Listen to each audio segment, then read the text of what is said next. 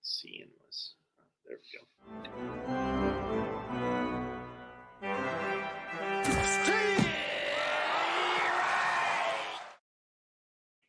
Good evening, everyone. Welcome to On Deck here on FTSN. Another great night to talk some baseball. I'm sitting here watching my Yankees. Very frustrated every time I watch the Yankees now. It's kind of like when I'm watching the Jets half the time, I'm getting frustrated. But we're playing like, excuse my language, crap. Lost to the Mets last night. Up 1-0 right now. Seems the only time we can get a win is when Garrett Cole's on the mound. But hopefully get something going. Some good pitching last night. No offense whatsoever, losing 3-2, which is always great. That's Yankees baseball for you. But we got the trade deadline here coming up on the 30th. I'm ready to talk about some contenders, what they're going to do, what I think they're going to do at the deadline, what moves they're looking to make. I think there could be some, in my opinion, some big names on the market that could really help a team with the playoff push, push them into contention, or push them over, to become a World Series favorite. So we shall see. I always love trade deadline. Just jump on, watch a little, baseball tonight. All the breaking news. Peter Gammons. The other one? I love it. But I'm gonna jump right in. We got the Orioles who are 60-39. Still. What is it? We got a game and a half up on the Yankees. Obviously, this team is primed. Isn't a 60-40. Excuse me. I was one game off though. They lost yesterday to the Miami Marlins. To all my Marlins fans, that's a pretty big upset. Actually, Marlins took a couple from the Mets too, so that's not too bad. But Orioles are in prime position to be active at this deadline because they got new ownership. Even though Baltimore has not really spent a lot of money in the past, we'll see what the new ownership does. They've said they're ready to compete, and they got the 5th ranked farm system in the MLB. Always that's good strength to trade from. I always look back to when you're looking back at the Dodgers. The reason they're years past, they were always be able to get solid players at the trade deadline and still produce is they had a strong farm system. So they're dealing from strength, but always moving up. And the Orioles definitely have a strong farm system. Just to mention that Norfolk Tides team in AAA is stacked with top 100 guys, top 60 guys on the roster. So I could see them being active, obviously. I could see them trying to add a starting pitcher if it's Jack Flaherty, if it's Frankie Montas. Garrett Crochet is obviously the big name for the Orioles, and the MLB. Crochet is a big name. I've been doing a lot of reading on Crochet. A lot of mixed signals. Are they going to try to ship him at the deadline, or are they going to more try to capitalize on his good year and ship him during the off season? The one thing that I think with Crochet is that he's already thrown the most innings he's thrown before. So what are you viewing him as? A starter or a reliever? Either way, Orioles need both, so that's solid. The other one, the Orioles, has been floated out. I don't know what this will take. Is Tarek Skubal has been floated out. They've been talking. They talked to Orioles, Dodgers, Yankees, that they've been fielding calls, not actively calling anybody, but fielding calls for Tarek Skubal. Is 10-3, Cy Young guy. I don't know. I don't think he'll get traded. You don't trade a controllable asset. Who's this guy's going to Cy Young, who could be your future for the next 10 years? But it would take a gargantuan type of offer to get him away from Detroit. And if anybody can do it, it'd be the Orioles, where you got, Connor Norby, you got Cairo Stowers. You could even, I mean, if you're throwing Jackson Holiday in there, that can move a needle. So it'll be interesting to see what they do. Other thing is, the Orioles are saying buyers and sellers are willing to. The word is they're willing to ship Ryan Mountcastle and Cedric Mullins, who was one of the best players on the Orioles 3-4 years ago. Still a solid player. So that will be interesting to see. Maybe they can put him into a deal or flip him for a relieving arm, because they definitely need some help in the bullpen as well. But for the Orioles, Crochet would be good because he's a young, controllable guy, and we all know that. I mean, they could lose Corbin Burns this offseason. Crochet would be a guy who could be that frontline guy in Scooble. I mean, if you can get him, if you have the pieces to get him, and that would put Baltimore over the top in the AL if you're adding Scooble and Burns 1-2, and easily, even though they are favored, I'd put them right there in the favorites. Moving on to my Yankees, where do they not need to add players? They need everything. 60-42. 16-43. I'm one off. I was 16-43. Split with the Rays this past weekend. Thought it was going to change because they put up a 14th spot on the Rays. Go lose 3-2, blow a good start by Luis Gil, who's another guy we got to watch because he's also thrown the most innings, coming off already throwing the most innings. He's already thrown this in his career, coming off Tommy John. So that'll be a guy to watch. I mean, where do the Yankees need to add? And there's a lot of places. Starting pitching is one. Nestor Cortez, who's definitely a guy a couple years ago, not looking good. Clark Schmidt should be coming back. We'll see what happens with that.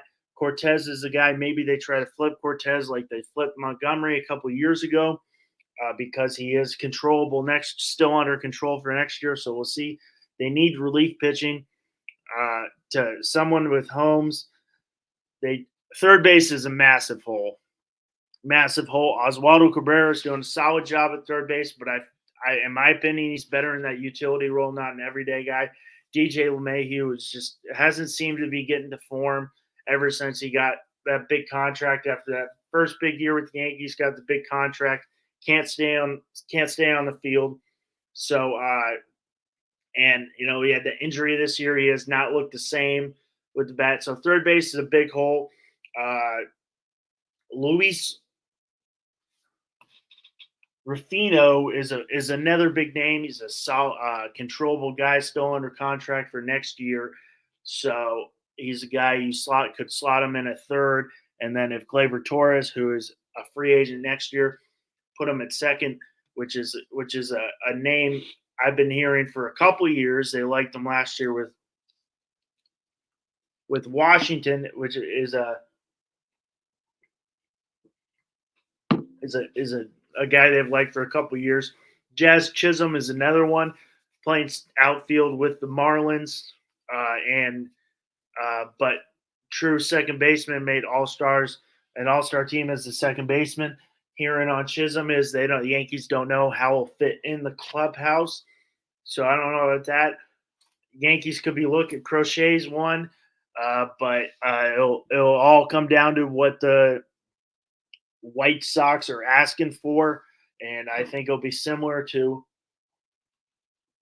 what they're asking for Cease, which is a headline of Spencer Jones. So we'll see if the Yankees are willing to get rid of deal Spencer Jones, or do they view him as a guy of the future, which I feel they do, with Verdugo being a free agent next year. So I don't see that happening. Couple smaller now arms would be, Jameson Taillon, who was with the Yankees a couple of years ago, having a good year with the Cubs. Jack Flaherty, who's on a 1-year prove-it deal, is another guy having a good year with the Tigers. Bullpen pieces, Tanner Scott with the Marlins there, closer. The guy was it Padres. I think it's Isaac Padres with the Rays. We'll see if the Rays want to trade in division. One guy I really like, I heard yesterday from Curtis Granderson, was Brandon Lau, which I like Brandon Lau because the guy's got a nice left-handed bat and he's got versatility. He can play some second, play some third, play some short if you need him to. So I like that versatility. But the Yankees need a lot, got a lot of holes, and I think they'll be very active at the deadline. Would love Tarek Skubal. I don't think they deal either Spencer Jones or Jason Dominguez. So I'm just waiting for a big active deadline for my Yankees. The big surprise would be for me. Big surprise. One of the bigger surprises here is the Red Sox. Red Sox, right there in the middle of the wild card hunt. At 54 and 47, game and a half back in the wild card. They can add a lot to, starting pitching, infield, relief pitching. Everybody needs relief pitching. I mean, you can never have too much relief pitching once you get into October. So, Tyone's going to be a hot name. Cubs are sellers. Rufino's going to be a hot name. Angels, obviously, sellers. Andrew Chafin with the Tigers will be another hot name. So, I mean, the Red Sox are in a position they didn't think they would be in, especially after their offseason. So they're right there in the heat of thick of things, as only, a game back of that third and final wild card spot. I guess a game and a half, win and loss record, which all doesn't really matter because they're all play 162, but they're in a spot they could add a starting pitcher, which would be, much needed for them. Bullpen piece. We'll move to Central. Central Cleveland, another very surprising team after losing Shane Bieber, their Cy Young guy, could have been a Cy Young guy this year when healthy. He's one of the better pitchers in MLB baseball. They're doing it, and they're not doing it with Cleveland's not. They're doing it not with like any big name guys, any superstars, and besides Jose Ramirez, who's got 24 home runs, is Mr. Father Time batting 274. You got Stephen Kwan, but you don't see it with a lot of big name guys. I could definitely see them starting pitching, outfield, and short, maybe even shortstop with starting pitcher. Tanner Beebe's their guy. 8-4, but you're not for them. They're you're not getting much. Blake Lively, Carlos Carrasco, Logan Allen. You're not. Those aren't scary names, but Cleveland at 60 and 40. You can see starting pitchers if you're going to Flaherty, Eric Fetty with the White Sox, or bullpen piece. I think he's Tyler Anderson with the Angels. Brett Rooker's another name to watch. DH, good, play a little outfield DH guy with the A's. The A's will definitely be sellers. Chisholm will be a guy who's going to be see if he gets traded. That's beautiful. Mets just hit a home run. Taylor Ward's another guy. Their pipe dream would be Bo Bichette. If you can somehow swing a deal for Bo Bichette, that's a game changer at your shortstop position. But big surprise for me, and I think a big surprise for a lot of players. We got Minnesota in second right now at 56 and 45, and I mean corner infield for Minnesota, starting pitching, and you get the big names, the similar names with Flaherty, maybe Luis Severino, who's, if he can get back to his form that he was with the Yankees a couple of years ago, he's a one or frontline starter, or 1 or 2 guy if he gets back to that form. Or Frankie Montas is another big name with the Reds. But I mean, they're not getting Twins. Twins seem to always, always find a way to get it down there. They always seem to find a way. October time comes around and they're right there in the thick of things. So we got Kansas City, who will be active too, at 56-46, right there in the thick of the wild card race. Right now, holding the third wild card spot with in a game up in the loss column. What can they not add? Second base would be a big one. So that would be Chaz Chisholm, Luis Rufino would be a guy. Center field, Buxton's been off injured his whole career, so that could be another guy. Maybe they swing big and go for Luis Roberts. Uh, if you're looking corner, maybe a little Taylor Ward, Miguel Andujar, Brett Rooker, starting pitcher. I mean, they could definitely add a starting pitcher to that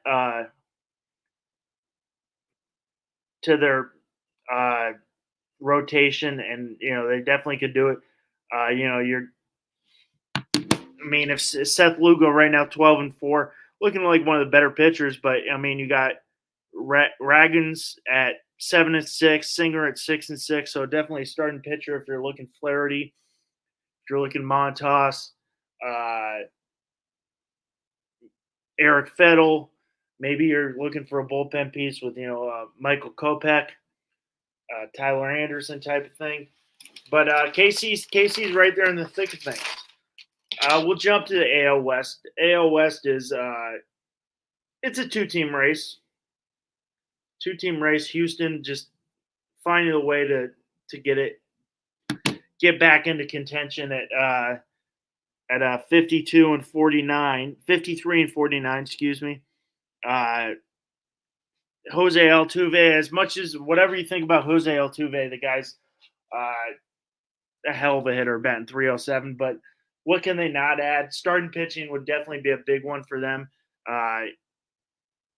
With Blanco is a young guy, Brown's another young guy, Valdez having an okay year, but you never know. And you got Verlander who's definitely on the back half of his career, being a little older. So starting pitching, I mean, you got Eric Fettel, you got the lefty. I'm not going to try to pronounce his last name. Was it Kikuch? I'm probably way off with that. The lefty with Toronto, because we're seeing Toronto's going to be sellers, is another name that we could see, because they're not trying to. The word is they're not. Bassett's not going to be on the market, or Bassett or Gosman aren't going to be on the market. So that could be good. So Seattle's right there. Game back 53-51. Obviously, they lost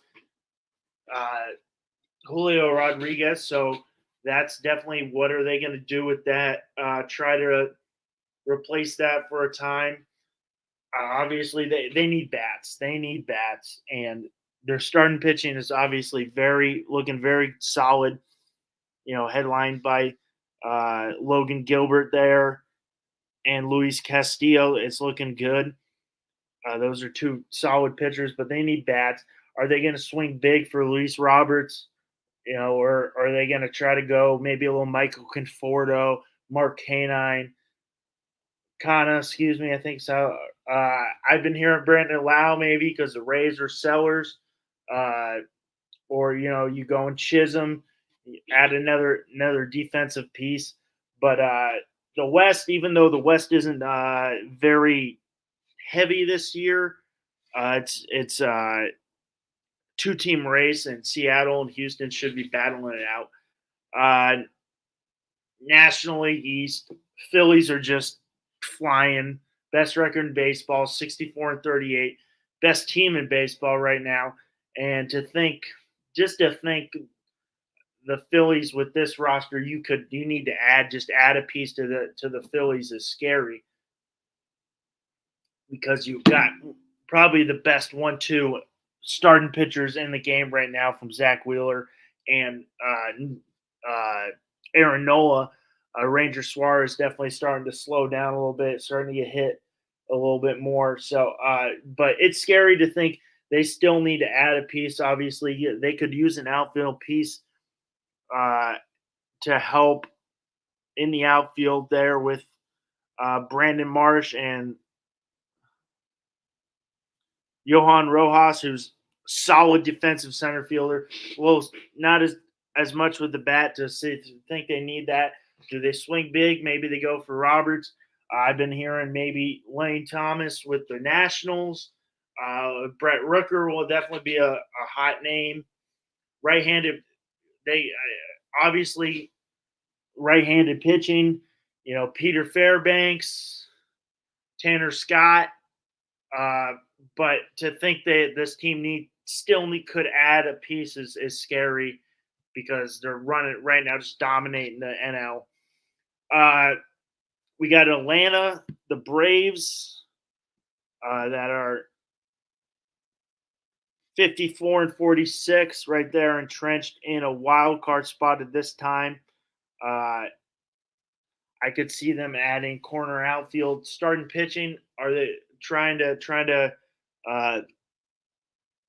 add because they did lose Spencer Strider? I'm not 100% sure if Strider's when he's going to be back, but you got a solid 1-2. Chris Sale was looking back to form before his injury, back that 2019 title with the Red Sox. He's looking back to that form. He's got 13 wins.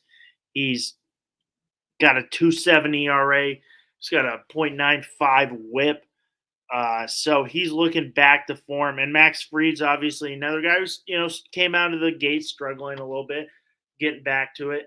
And Charlie Morton, who's on the older side. So do they try to add a starting pitcher? They definitely could use a starting pitcher, maybe Flaherty, maybe Eflin with the White Sox. Do you try to add a piece that can just spot start with the Taylor Ward with the Angels, Miguel Andujar, who's now with the A's playing left field, or do they swing big with Randy Arozarena, maybe a Luis Roberts? Arozarena's name's been thrown around a lot. That would be a big piece to narrow the gap in the East and maybe help out. We'll see. Braves have a very good system. They can trade from strength, which is always a plus. We'll see what they do. We got the Mets, who are looking much better of late, and their Mets are right there in the wild card mix at 52-48. Did beat my Yankees last night, tied 1-1 right now, but the Mets are fully entrenched in that wild card, and there's offensively, the Mets don't have to do much offensively. Offensively, they're looking pretty solid. Obviously, you got Pete Alonso. Lindor, since that move to the leadoff spot, has looking solid. And as ever, Brandon Nimmo, the guy, just unbelievable bat. Jeff McNeil, same thing. Guy just ways to get on base. JD Martinez picking it up. So, what are the Mets getting off? Go for. Boom, we just got a home run from Soto. That's big. Let's go. They're looking bullpen. Fairbanks, Peter Fairbanks. Maybe go starting pitcher with Feedy. Was it Eric Craig from the A's? But they're definitely bullpen. You can never have enough bullpen. Moving to the Central, we got the Central's. For me, the Central is a must-watch division during this trade deadline because you got Milwaukee, who's looking solid right now, and Milwaukee's 59-43. Look at 59-43. It's 6 games up over the Cardinals, but it's a must-watch. What are they going to do? You're obviously getting Christian Yelich, who's having a comeback year, is looking solid, batting 315. Willie Adames, 16 home runs. But what are you going to do there? You still, your outfield, you got rookie Jackson Chirino, Friedlich, who's a rookie as well. Chirino batting 297, picking it up. It had started off a little slow. Friedrich batting 304. Yelich picking it up. Reese Hoskins, another guy who's got great playoff experience. But what are they looking to add on that rotation after they traded Burns?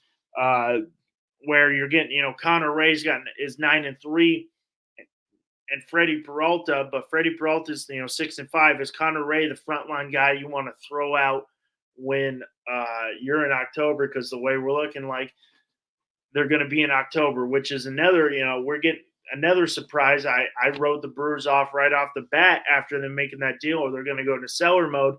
So they're definitely, I could see them going. Maybe they go. Maybe they try to get the Blue Jays to bite on a Chris Bassett. That would be a solid piece. Tyler Anderson, another guy, lefty.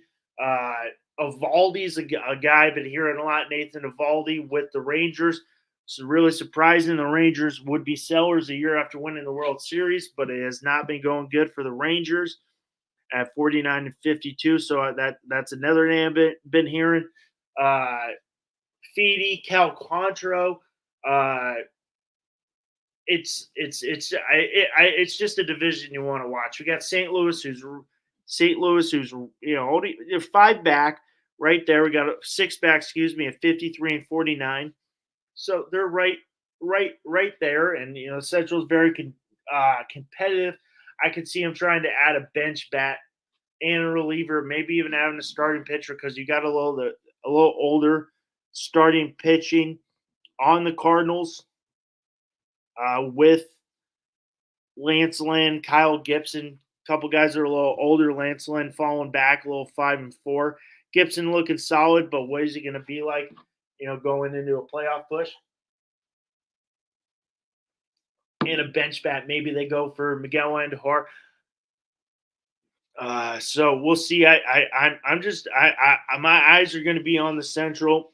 Obviously, my eyes are going to be on the Yankees and what the Orioles do, but the Central, I think, is going to be interesting, an interesting division. The team I'm keeping a huge eye on is the Pirates. The Pirates are right there in the wild card mix. They're 52-50, right there in the wild card mix. 1 game back of the wild card of St. Louis right now. But what are they going to do? Obviously, you got a great young core of pitchers with Mitch Keller, Jared Jones, and obviously Rookie of the Year favorite Paul Skeens, who got his first loss last night. Last night went 8 1/3 innings. 8 1/3 innings. Went 8 1/3, giving up 2 runs. 4 hits, 2 runs, 8 Ks, and you lose 2-1. You think anytime you give up 2 runs, you should be in prime position to win that game. And it does not happen that way for Skeen. So he's 6-1, gets that first loss. But another solid start going into the 9th inning first time. But I'm just what are they going to do? Are they going to try to be, maybe add a piece?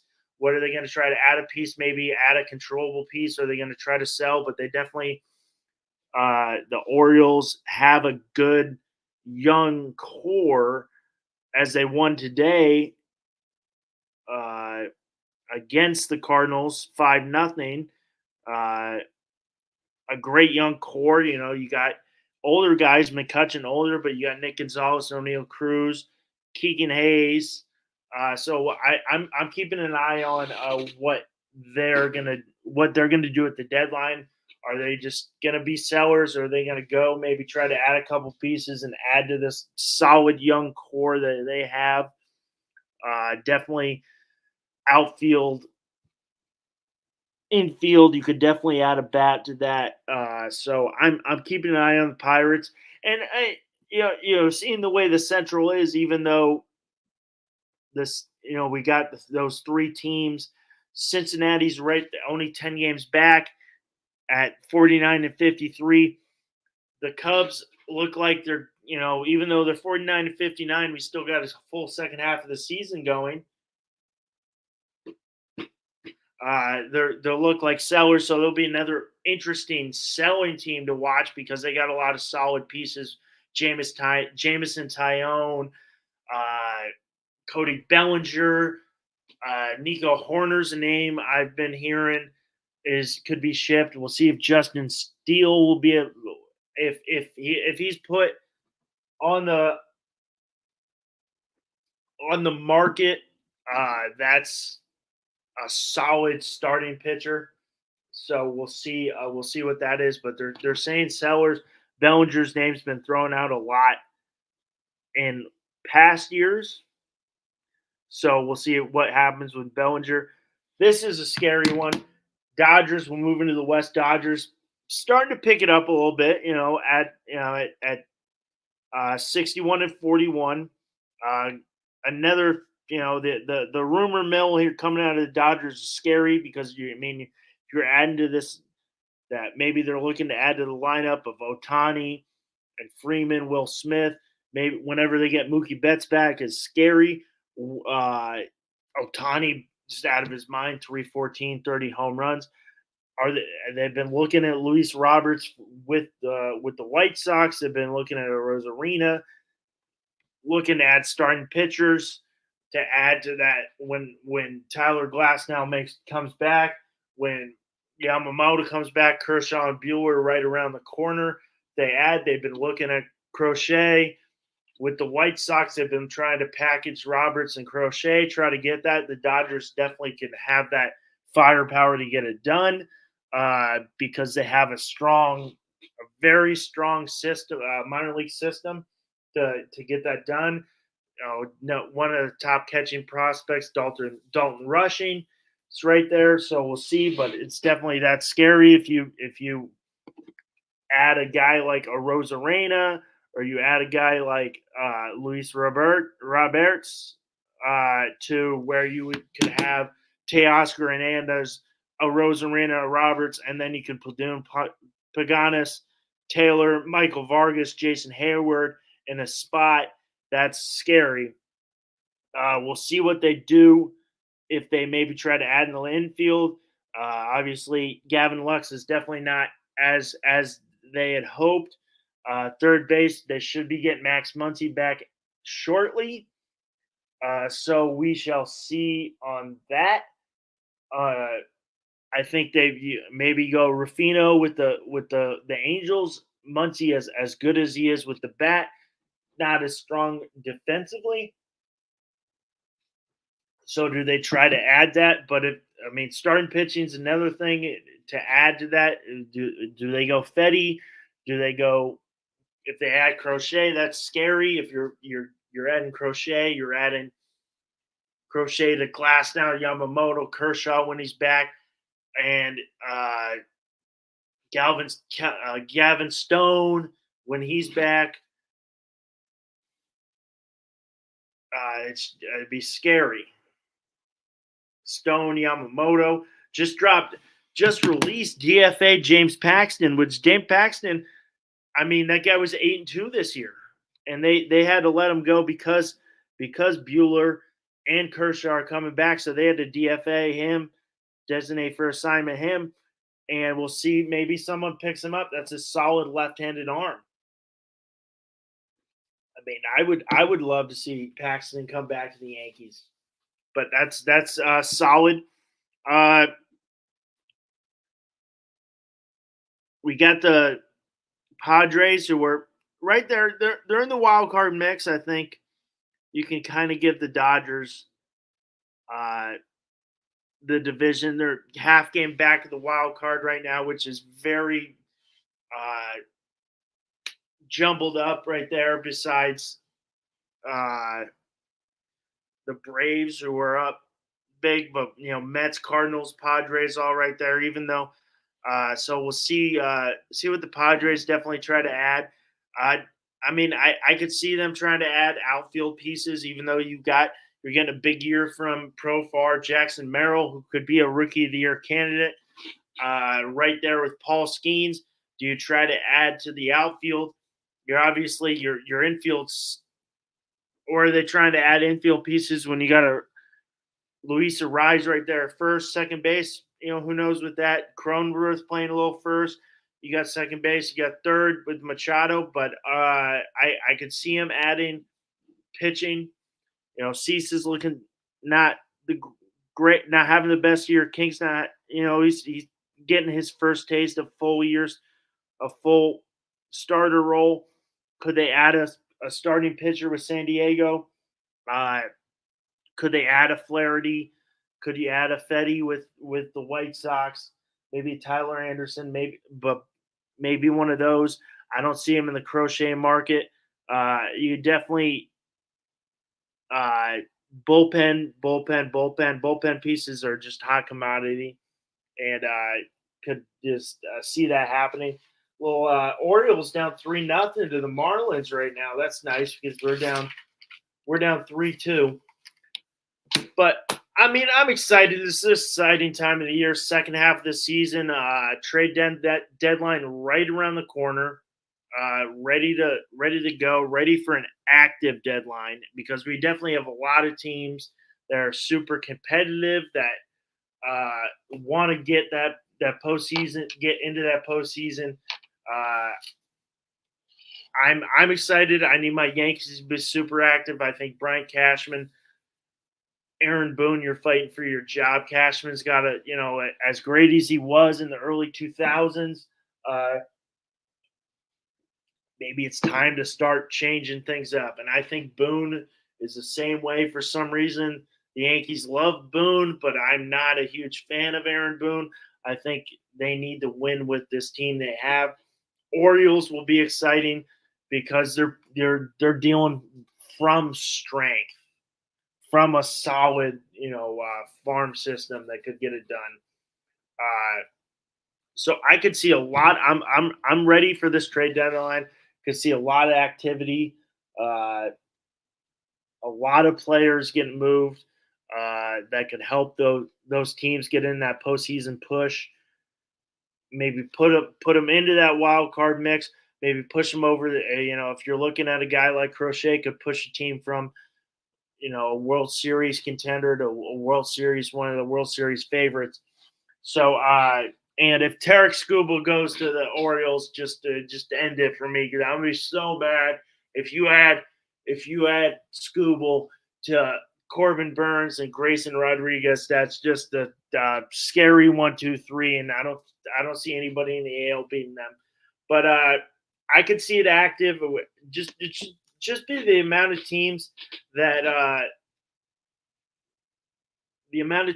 are competitive this year. Even as much as we've written off the Diamondbacks, they're right there.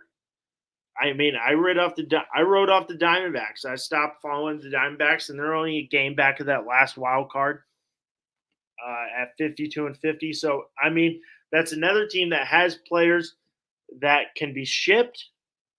Is it Christian Walker's a hot name too, first baseman with the Diamondbacks? Do they ship him? Do they try to add Jordan Montgomery's another guy who's been struggling after that long holdout?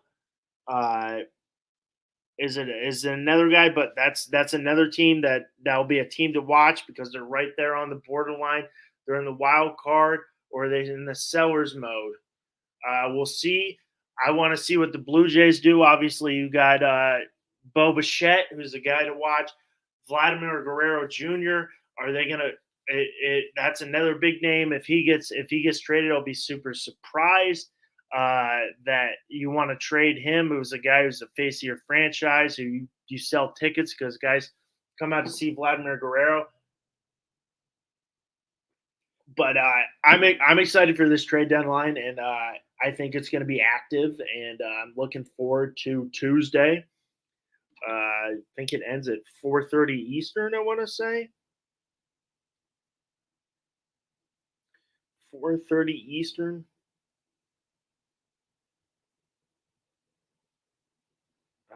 I'm trying to get the exact 6 o'clock on 6 Eastern on July 30th